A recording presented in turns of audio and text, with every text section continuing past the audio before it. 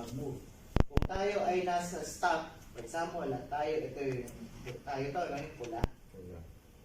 Once na mag-green na or mag-go, kailangan i-delay muna natin yung pag-under natin ng at least 2 seconds. 2 seconds para mag-scan doon sa environment. Scan to the left. Kung baka mamaya biglang humabol to. Scan to the right. Baka mamaya ito naman yung humabol. Scan to the front. Scan to the front. Baka ito biglang naisipang kumali. Pagkatingin mo dun sa front, left ka ulit. Parang secondary look. Just in case meron pang humabol ng mga emergency vehicle, for example. Ito kasi unang babangga sa'yo pagka gumalaw ka agad So, ang pattern, left, right, front, tapos left. Saka tayo lang. Okay? Pagka siya yun sa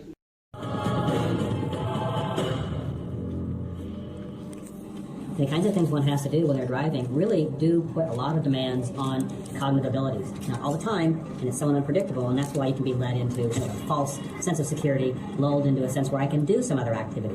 Drivers have a limited capacity to do things. And the problem is that when the driving task becomes quite complicated, and the vehicle task becomes quite complicated, dealing with the phone, dealing with the radio, etc., it's just more than the driver can deal with. And sometimes the driving task suffers as a consequence. People don't see other vehicles, they don't see pedestrians, they don't drive at the speed that they should, they might even leave the lane. We all have expectations on how traffic will unfold, but traffic is made up of individuals, all focused on their own business. When their focus is off the road, they put us all in danger. Drivers need to understand they cannot make any assumptions about what's going on in front of them. Things can change very fast, very rapidly, and they need to be paying attention.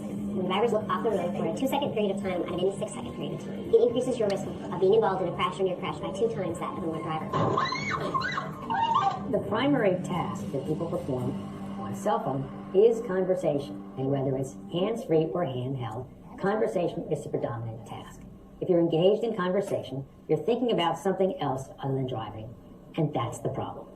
When people get engaged in the simulator, so they behave fairly realistically. Yeah, I hope. As the conversation becomes more intense, then the driver pays less and less attention to driving. I just met her, I was giving her a hug, that's it. Oh my God. Now he's talking with his hands.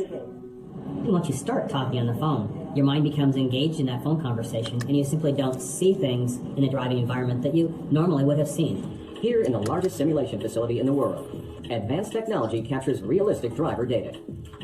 One of the things that we study in driving simulators is where drivers are looking. How much time are they spending looking on the road versus off of the road? 2 cameras, our machine vision systems, look at the driver's face, and the computer then can recognize facial features. The computer is able to differentiate those targets, understand where the eyes are, and then track where the driver is looking themselves. So the computer recreates this person in a virtual sense. When we drive normally, we're constantly looking about to see, scanning the environment. But when you're involved in a conversation, what we see is your vision sort of shrinks down. And because you're scanning less, you're really less aware of the kinds of threats and hazards that are occurring out on the road. Up to half of the stuff that you normally would have noticed, pedestrians, stoplights, vehicles pulling out in front of you, you simply don't see it, doesn't register. It's not like listening to the radio, it's not like listening to a book on tape, it's not like carrying on a conversation with somebody who's in the vehicle. It's as if you're engaged in this conversation with somebody where the physical presence that you're in is not relevant. Next, participants were asked to switch to texting. I think texting is really by far the most attention demanding activity that you can do because it involves both a visual component off of the road and a manual component. So you have to type a message while you're doing the interaction with the phone. So you're taking both your mind and your eyes off of the roadway. Even if you know where the keys are, you still need to verify that what you typed is correct. And second, you need to read the message from the other party. And what we find is the glances away from the road associated with these activities can be quite long, can be the order of several seconds. And that's just too much risk for a driver. Now he's really engaged in texting. So what we're seeing is a very typical situation. They forget about driving and he slows down excessively. So if you think about multitasking as kind of juggling a number of balls, and one of those balls is driving, and one of those balls is text messaging, which ball are you going to drop?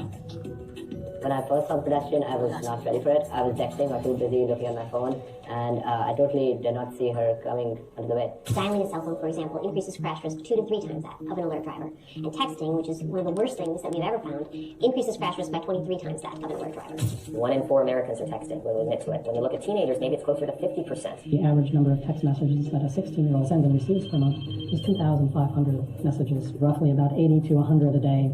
Most teenagers are driving about 30 minutes to an hour a day.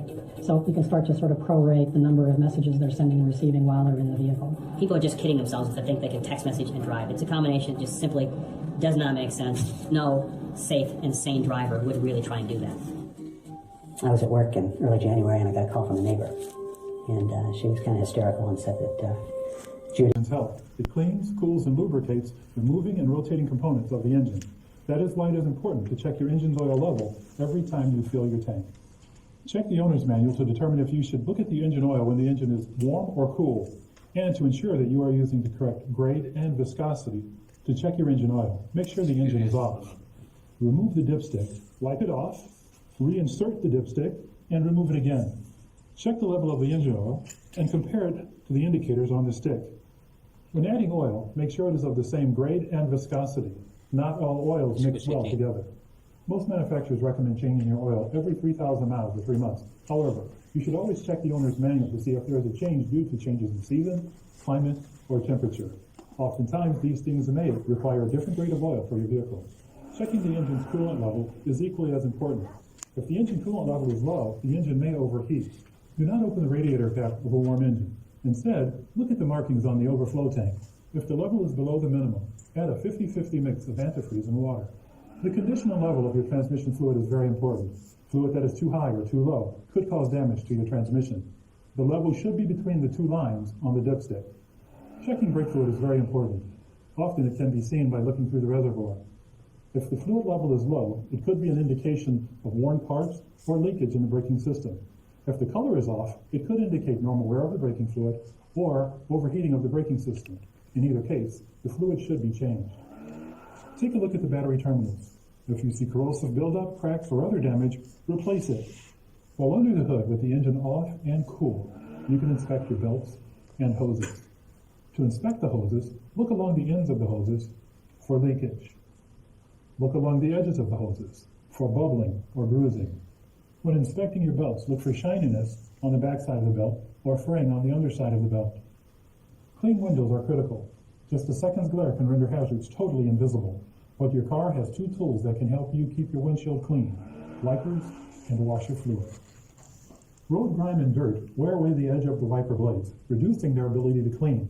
It can be dangerous, but wipers are easy to clean. Just wipe them down with a paper towel or rag. Generally, you should replace wiper blades every 4 to 6 months, or if they are hard, cracked, or riddled. Make sure that the tires on the vehicle are the size recommended in your vehicle's owner's manual.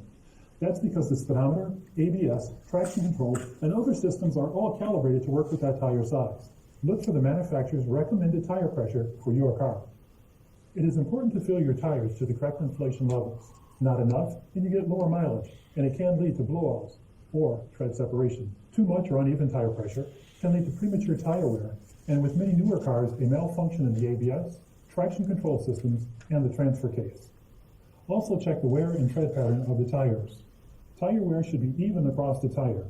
Uneven wear could be an indication that there is a malfunction in the suspension system. Stick a penny into the tire tread, Lincoln's head first. If the tread reaches the top of its forehead or even less, consider buying new tires to make sure you are safe. If your tires are still in good shape, prevent unnecessary wear by rotating them every 6 months or 5,000 to 7,500 miles. And don't forget to check the spare. Before you get into any vehicle, it's a good idea to walk around and check to ensure that all of your lights are free from mud, snow, and other things that can block the light. Also, check under your car or your garage floor for any signs of fluid leakage. When you get into your car, fasten your safety belt and make sure your passengers do too. Then, start the engine. The lights come on as the car does a self-test. Scan the gauges to ensure they are all functioning. Look for warning lights that stay on after the self-test. Warning lights go on for a reason. Amber lights don't require immediate attention, but warn of something that should be taken care of in the near future. Red lights often mean you should stop your engine now. It really pays to know how your vehicle operates and how to keep it in shape. If you take care of your vehicle, it will take care of you. There's 3 collisions that are involved in a motor vehicle crash. The first one is that of the car. When the car comes traveling at a speed, it comes to a sudden stop. That's the car hitting something. And then there's the people inside the vehicle that bounce around kind of like pinballs, and that's the second collision. At the moment of impact, safety belts absorb the force of the crash of belted occupants. But unbelted occupants remain traveling at the vehicle's original speed. A lot of people hit the ceiling of the car, the roof of the car. A lot of times they hit the dashboard. We see some really severe chest injuries, but the head injuries really are the worst. Those are the ones that are hardest to do something about. If you're unbelted, you have a greater risk of being ejected from the automobile. If you are ejected from the vehicle, your risk of injury and death increases about 25 times. People can move through the air at 100 miles an hour and hit the concrete, hit trees, hit buildings, hit other cars. People that are thrown free of the vehicle never wake up. I mean, those are the people that never come in after a collision because they're just dead. They're just plain dead. The seatbelt keeps you in the car. In the event of a crash, the main thing it does is it keeps you within the body of the vehicle. When people are belted, you see a different kind of injury pattern. I mean, there are injuries that we can fix, there are things we can do things about. The third collision is actually inside the body itself. Your heart, your lungs, your liver, your spleen, your brain continuing to travel at 60 miles an hour, and it slams up against the interior components of your body, and that's where you can sustain internal damage that frequently results in the injuries and death that we see. The seatbelt is the difference between coming in the emergency room from a collision and walking out an hour later, or staying in the hospital for months, and so it's frustrating because they don't have to be hurt that badly. Cars today are much safer than they were in the past, and they continue to develop new technologies to make them even safer. But all of these new systems still depend upon safety belts to work successfully. Cars are designed to keep the passenger compartment intact, so they're a tough box, sort of a tough protection shell around you. Many times you can have rollovers, multiple rollovers, but as long as you're safely contained within your seat, those rollovers won't hurt you. The airbag system is designed to be used with a seatbelt. Those airbags deploy with tremendous speed and force. They're designed to be used in conjunction, where the seatbelt keeps you in place, keeps your chest, your torso, and your head in place.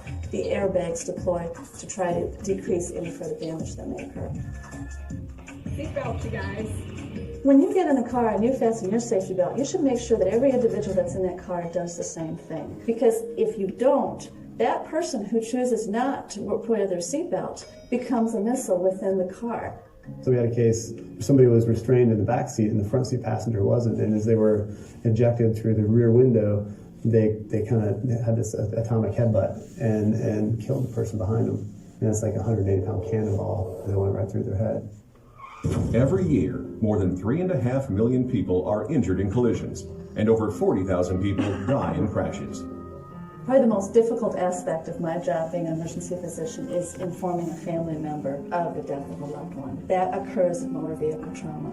It's a tragedy. It's the hardest thing for us to deal with. It's even harder when you know that that person could be alive today if they had simply worn a seatbelt. Always wear a lap belt low and snug across your hips. Always wear a shoulder belt snug across your chest. More children under 14 years of age die in motor vehicle crashes than any other cause combined. Many parents think that their infant would be safest in their arms, but it's just not true. It takes superhuman strength really to hold a baby in your lap during an impact. And so the baby usually either hits the dashboard or the windshield and can be ejected. Or whoever's holding the baby isn't belted and the baby gets this kind of a baby sandwich. I mean, babies that are in laps don't survive crashes. Children are safest in their car seats. Every trip, every time. I hear a lot of people say, look, I don't need to wear a seatbelt because I'm a great driver, or I don't need to wear a seatbelt because I'm just going, a mile down the road. And I'd say that even if you are an excellent driver, there's a lot of people out there that aren't. And there's a lot of circumstances beyond your control. You need to protect yourself. By clicking that seatbelt, that's the best way to protect yourself from injury or death.